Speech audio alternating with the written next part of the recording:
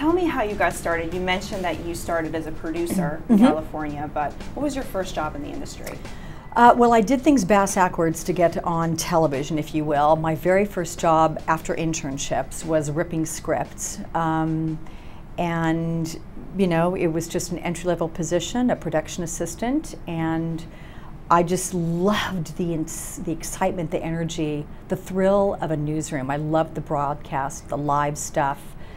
I loved being in the know. I loved watching everybody around me do their thing, and I got that sense of it being a huge group effort. So I was in Los Angeles. I worked at KCBS, KNBC, KABC, and then the Today Show ultimately.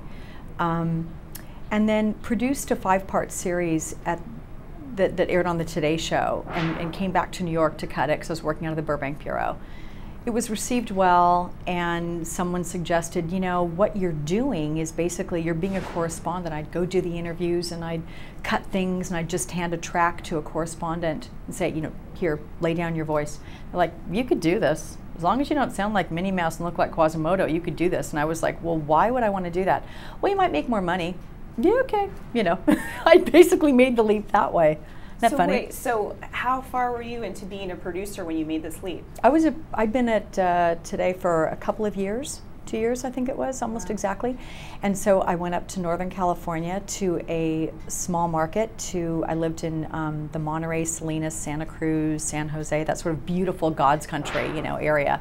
I lived 2 blocks up from Monterey Bay in Pacific Grove in this beautiful little sort of garage apartment I rented from somebody, and every morning would be awakened to the ding, ding, ding of the Monterey Bay marine bells, you know, in the morning, and it was really ideal. But I was lucky because the people with whom I worked had big time experience. The head of that station had been an NBC News bureau chief, and the main anchor at that station had been an Emmy Award-winning anchor at KNBC in LA.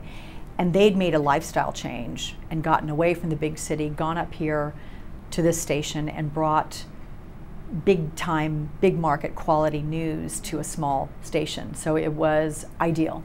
So you got to learn from them. The on-air stuff, yeah.